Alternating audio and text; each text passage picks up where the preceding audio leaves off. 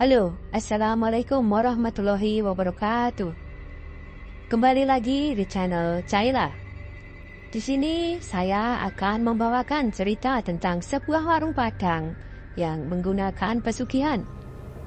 Tanpa berlama-lama, langsung saja berikan like, komen, dan subscribe untuk channel ini dan kita let's go ke ceritanya. Di sebuah sudut kota Bandung, di antara deretan gedung-gedung perkantoran, berdiri sebuah rumah makan sederhana bernama Rumah Makan Minang Pak Darman. Meski tampak biasa dari luar, rumah makan itu selalu dipenuhi pelanggan, mulai dari karyawan kantoran hingga supir ojek online yang kerap mengantarkan pesanan.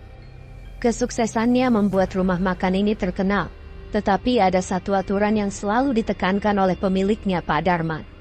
Jangan pernah menyentuh ruangan di belakang dapur. Ruangan kecil dengan pintu kayu itu selalu terkunci rapat. Tak ada seorang pun yang tahu apa isi di dalamnya, bahkan sekadar mendekati pintunya pun dilarang keras. Itu bukan urusan kalian, ujar Pak Darman dengan nada tegas setiap kali ada karyawan baru yang bertanya. Aturan ini dipatuhi oleh semua karyawannya tanpa banyak protes. Kebanyakan dari mereka hanya fokus bekerja demi bertahan hidup di kota besar seperti Bandung. Namun, di balik kesuksesan rumah makan tersebut, ada cerita-cerita misterius yang beredar di kalangan karyawan. Beberapa dari mereka mengaku pernah melihat pelanggar aneh, terutama seorang perempuan berbaju merah yang datang di siang hari. Wajahnya pucat, langkahnya pelan, dan ia selalu memesan makanan tanpa berbicara. Karyawan lama seperti Wawan dan Santi hanya saling berpandangan setiap kali pelanggan ini muncul, seolah tahu sesuatu yang tak diungkapkan kepada karyawan baru. Di sisi lain kota, seorang gadis bernama Rina baru saja tiba di Bandung sebulan yang lalu.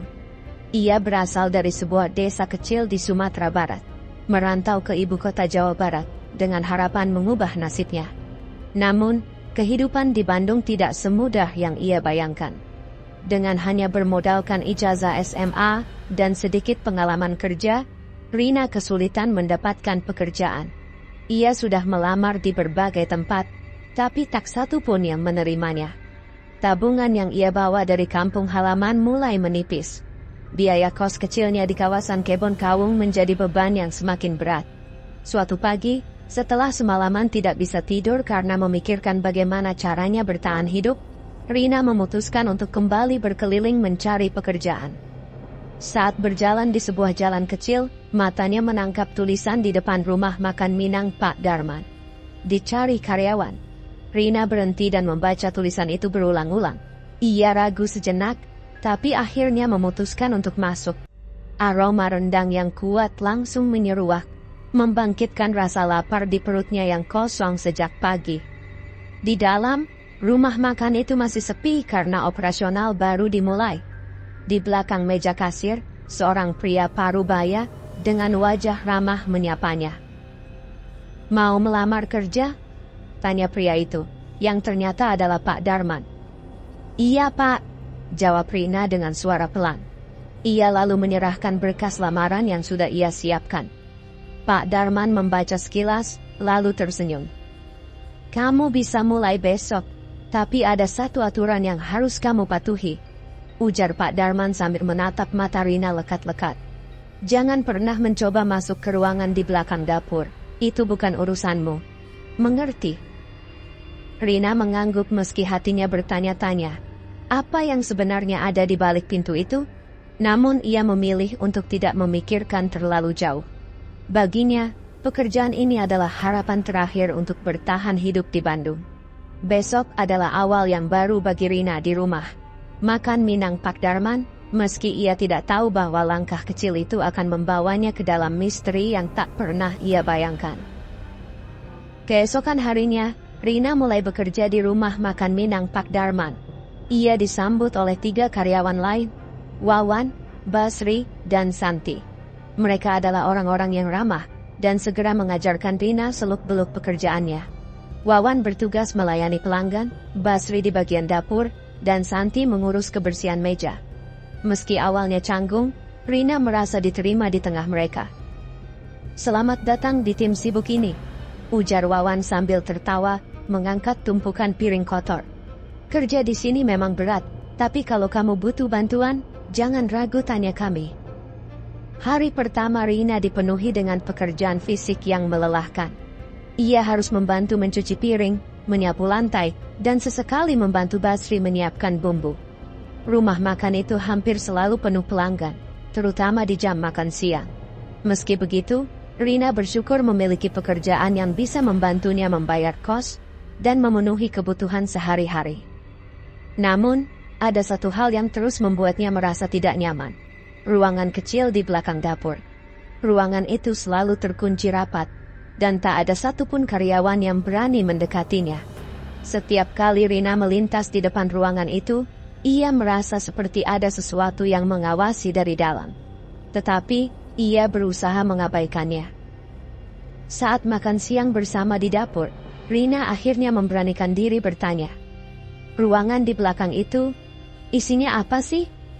Tanyanya dengan nada hati-hati. Semua karyawan yang sedang makan terdiam sejenak. Basri mengalihkan pandangannya ke arah lain, sementara Santi terlihat sedikit gelisah. Wawan akhirnya menjawab dengan suara pelan. Itu bukan urusan kita, Rina. Pokoknya jangan pernah coba-coba masuk ke sana ya. Tapi kenapa? Desak Rina. Ada cerita-cerita soal ruangan itu. Lanjut Wawan setelah memastikan tidak ada orang lain yang mendengar.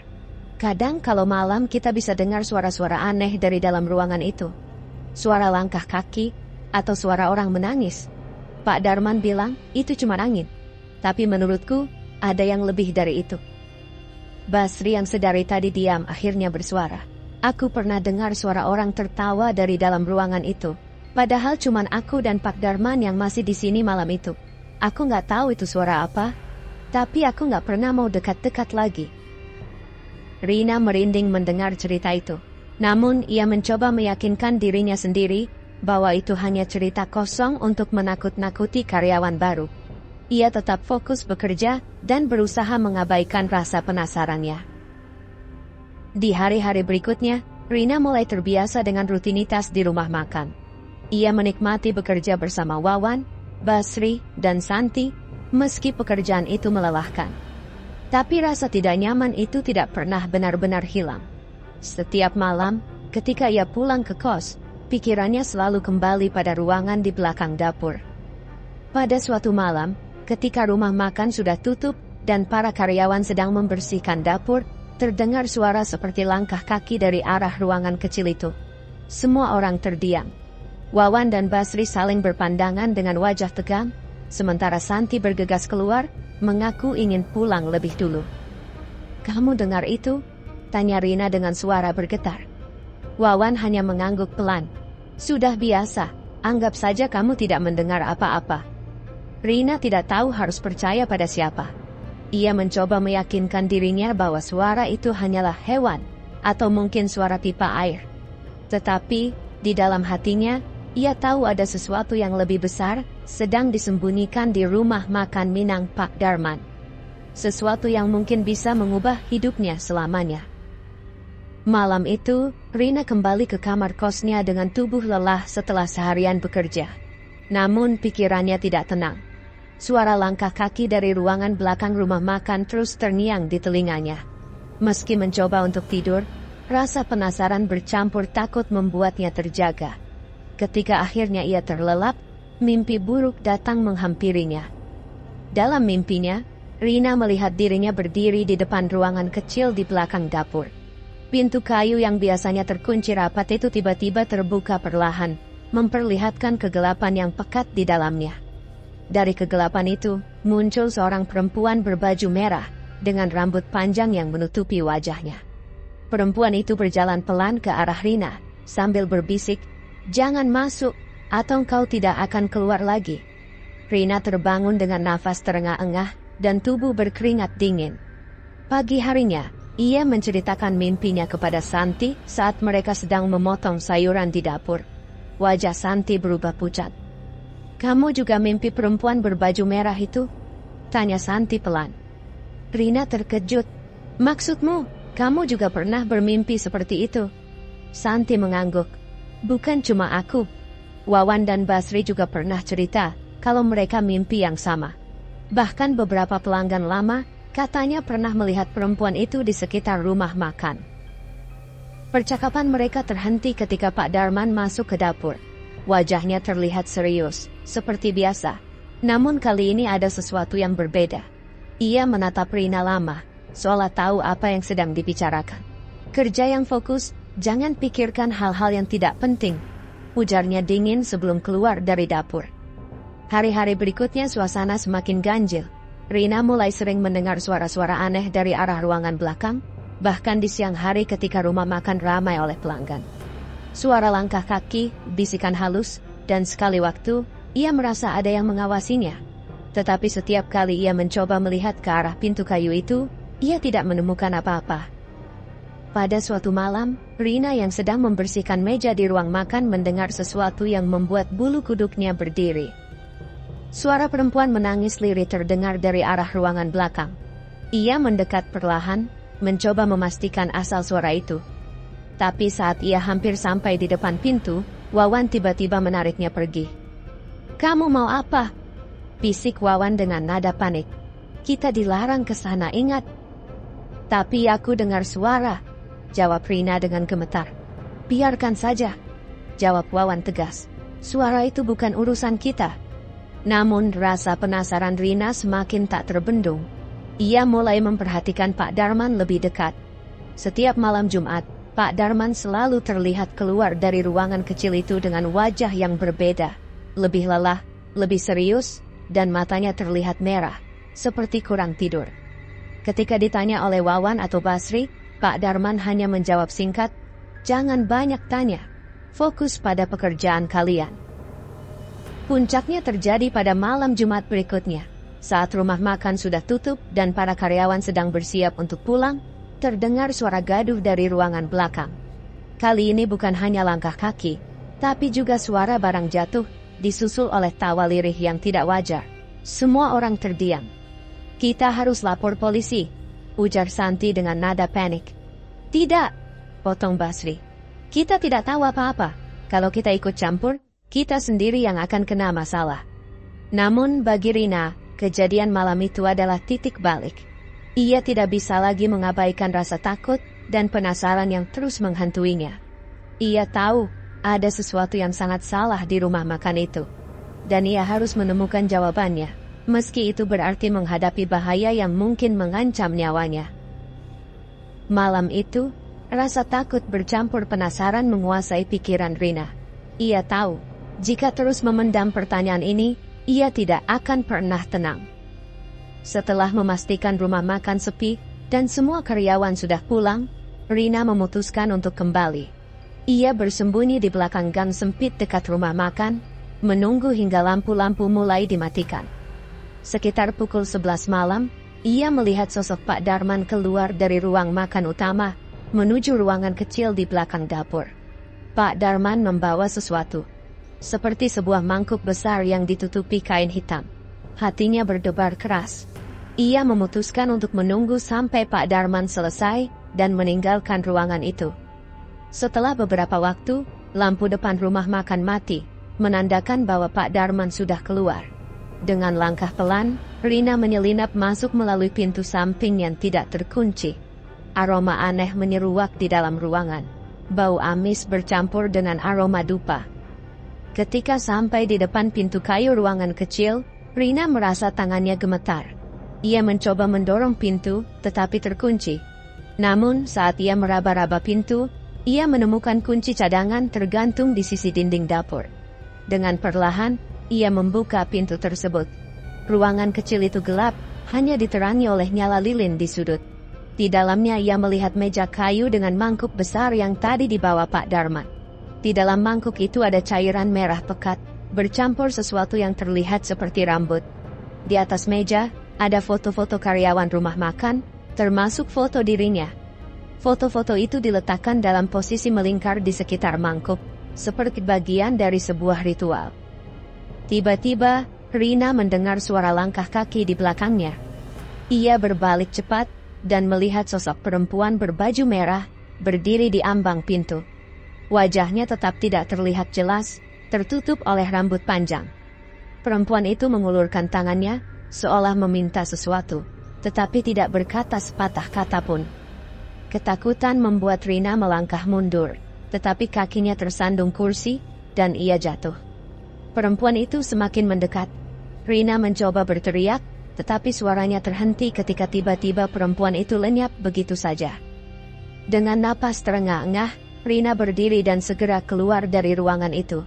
Namun, ia tidak sempat jauh ketika mendengar suara langkah berat di belakangnya. Saat ia menoleh, ia melihat Pak Darman berdiri dengan ekspresi marah. "Apa yang kau lakukan di sini?" bentaknya dengan suara yang dalam dan mengancam. "Pak, apa yang sebenarnya terjadi di ruangan itu?" Rina mencoba menjawab, meski suaranya bergetar hebat. Pak Darman menghela napas panjang. "Kau sudah terlalu jauh, Rina. Kau seharusnya tidak pernah membuka pintu itu." Pak Darman mulai mendekat, tetapi sebelum ia bisa berbuat apa-apa, Rina lari secepat mungkin keluar dari rumah makan. Ia berlari tanpa henti, hingga mencapai kosnya. Sepanjang malam, ia tidak bisa tidur. Ia memikirkan apa yang baru saja dilihatnya. Foto-foto, mangkuk merah, perempuan berbaju merah. Semuanya terasa seperti potongan teka-teki yang menyeramkan. Keesokan harinya Rina tidak kembali ke rumah makan. Ia menghubungi Wawan dan menceritakan apa yang ia lihat. Wawan terkejut, tetapi tidak sepenuhnya terkejut. "Aku selalu merasa ada yang aneh dengan Pak Darman," katanya. "Tapi aku tidak pernah punya keberanian untuk mencari tahu lebih jauh." Rina dan Wawan akhirnya memutuskan untuk menyelidiki lebih dalam. Mereka menemukan informasi tentang masa lalu Pak Darman dari seorang mantan karyawan rumah makan. Menurut cerita, rumah makan itu pernah hampir bangkrut beberapa tahun lalu, tetapi tiba-tiba meraih kesuksesan besar setelah Pak Darman sering melakukan ritual malam Jumat. Banyak yang menduga bahwa kesuksesan rumah makan itu tidak wajar, tetapi tidak ada yang berani menyelidiki lebih lanjut karena takut menjadi korban berikutnya. Ketika malam Jumat berikutnya tiba, Rina tahu bahwa ia harus kembali ke rumah makan untuk menemukan kebenaran. Tetapi kali ini, ia tidak bisa lagi melakukannya sendirian. Bersama Wawan, ia bersiap untuk menghadapi rahasia kelam yang disembunyikan oleh Pak Darman. Meskipun itu berarti mempertaruhkan nyawanya. Mereka tidak tahu apa yang menunggu mereka, tetapi satu hal pasti. Rumah makan itu menyimpan sesuatu yang jauh lebih gelap dari yang mereka bayangkan. Bagian 5. Pengungkapan dan akhir tragis. Malam Jumat itu, Rina dan Wawan kembali ke rumah makan dengan hati-hati. Mereka memastikan bahwa Pak Darman tidak menyadari keberadaan mereka. Lampu rumah makan sudah dimatikan, hanya ada cahaya samar dari lilin yang terlihat dari celah pintu ruangan kecil di belakang dapur. Rina dan Wawan masuk melalui pintu samping yang biasanya tidak terkunci. Aroma dupa dan bau amis kembali menyeruak, membuat mereka merasa mual. Mereka mendekati pintu ruangan kecil itu dengan napas tertahan. Kali ini, pintunya tidak terkunci. Rina membuka pintu perlahan. Di dalam, mereka menemukan pemandangan yang jauh lebih menyeramkan daripada yang Rina lihat sebelumnya. Mangkuk besar berisi cairan merah kini dikelilingi oleh lilin-lilin yang menyala, dan di atas meja ada beberapa benda aneh, termasuk boneka kecil yang terlihat seperti dijahit tangan. Boneka itu memiliki potongan rambut dan kain dari seragam kerja rumah makan. Di tengah ruangan berdiri Pak Darman. Ia tampak memegang sesuatu seperti pisau kecil yang tajam. Wajahnya tidak lagi terlihat ramah seperti biasanya. Kali ini ia tampak dingin dan penuh amarah. "Kalian tidak seharusnya ada di sini," kata Pak Darman dengan suara dalam. "Kalian sudah melanggar aturan yang paling penting." "Pak, apa yang sebenarnya terjadi di sini?" Wawan memberanikan diri bertanya. "Apa semua ini?" Pak Darman menghela napas panjang, lalu mulai berbicara. "Kalian tahu kenapa rumah makan ini bisa sukses? Itu bukan hanya karena kerja keras. Ada sesuatu yang harus aku korbankan untuk mendapatkan semua ini." Rina mundur selangkah. "Apa maksud Bapak?" Pak Darman melanjutkan. "Setiap malam Jumat aku harus melakukan ritual ini untuk menjaga keberhasilan rumah makan. Aku sudah mengorbankan banyak hal dan banyak orang. Perempuan berbaju merah yang kalian lihat, dia adalah korban pertama. Dia adalah salah satu karyawanku dulu. Aku tidak punya pilihan lain. Rina dan Wawan terdiam, tidak percaya dengan apa yang baru saja mereka dengar. Jadi, Bapak membunuh orang untuk rumah makan ini? Tanya Rina dengan suara bergetar. Ini bukan hanya tentang rumah makan, ini tentang bertahan hidup, jawab Pak Darman dingin. Dan sekarang kalian tahu terlalu banyak. Pak Darman mengangkat pisau kecilnya dan mulai mendekati mereka. Rina dan Wawan langsung berlari keluar dari ruangan itu. Namun, mereka mendengar langkah kaki cepat di belakang mereka, bukan hanya dari Pak Darman, tapi juga suara lain. Ketika Rina menoleh, ia melihat perempuan berbaju merah muncul dari kegelapan. Wajahnya pucat, dengan mata kosong yang menatap tajam ke arah mereka. Kalian tidak akan keluar hidup-hidup, bisik suara perempuan itu dengan nada yang dingin dan menyeramkan. Rina dan Wawan berlari secepat mungkin ke arah pintu keluar. Mereka berhasil keluar dari rumah makan, tetapi perempuan berbaju merah terus mengikuti mereka. Langkah kakinya tidak terdengar, namun kehadirannya terasa semakin dekat. Ketika mereka sampai di luar, Wawan tiba-tiba tersandung dan terjatuh. Rina mencoba menolongnya, tetapi perempuan berbaju merah itu muncul di hadapan mereka. Dengan tatapan tajam, ia menyentuh bahu Wawan, dan dalam sekejap, tubuh Wawan terjatuh ke tanah, tak bergerak. Rina hanya bisa menatap dengan ngeri sebelum kembali berlari, meninggalkan sahabatnya. Rina terus berlari hingga ia mencapai kosnya. Dengan tubuh gemetar, ia mengunci pintu kamarnya dan duduk di sudut, berharap semua ini hanyalah mimpi buruk. Namun malam itu, ia kembali mendengar suara langkah kaki di luar pintu kamarnya. Ketika ia memberanikan diri untuk melihat, ia melihat sosok perempuan berbaju merah, berdiri di ujung lorong, menatap langsung ke arahnya. Hari berikutnya, rumah makan Pak Darman tetap buka seperti biasa. Tidak ada yang tahu apa yang sebenarnya terjadi di dalamnya. Pak Darman melayani pelanggan dengan senyum hangat, seperti tidak ada yang terjadi. Namun di matanya, tersirat kegelapan yang tidak pernah bisa hilang. Sementara itu, Rina menghilang tanpa jejak. Kamar kosnya kosong, semua barangnya masih ada, tetapi tidak ada yang tahu kemana ia pergi. Beberapa orang mengatakan ia kembali ke kampung halamannya, namun beberapa lainnya percaya bahwa ia telah menjadi korban terakhir dari rahasia kelam rumah makan Minang Pak Darman. Rumah makan itu tetap ramai, penuh dengan pelanggan yang tidak pernah tahu apa yang sebenarnya terjadi di balik kesuksesan tempat itu. Namun, bagi mereka yang tahu, rumah makan itu bukan hanya tempat makan, melainkan tempat di mana rahasia kelam terus hidup, menunggu korban berikutnya.